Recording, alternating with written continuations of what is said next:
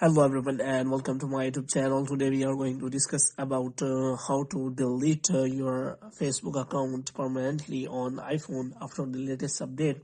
So if you want to delete or you want to get rid of the Facebook account permanently, so how you can do that? For this, what you have to do, you have to simply watch this video completely. So without wasting any time, let's start the video. So first of all, what you have to do, you have to simply make sure that you are connected to a proper Wi-Fi internet connection. And after that, what you have to do next is you have to simply open the App Store here. In App Store, what you have to do next is you have to simply search for the Facebook, and you have to make sure that it is not showing any kind of update. And if it is showing any kind of update, then you have to simply update the Facebook app. And after updating the Facebook app, what you have to do next is you have to simply open the Facebook app, and here you have to simply click on Profile. And after clicking on Profile, you have to simply click on the Settings.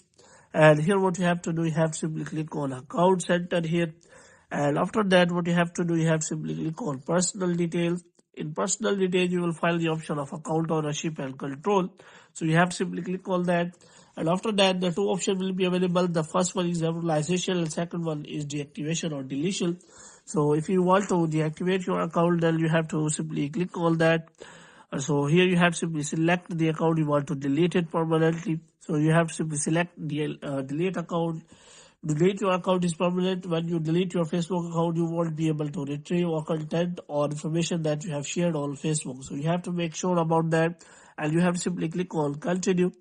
As you click on continue, if any page which is connected to your profile will also be permanently deleted. So you have to make sure about that, and you have to simply click on continue. Now if you want to what are the reason for that, you can simply select that, and you have to simply click on continue again.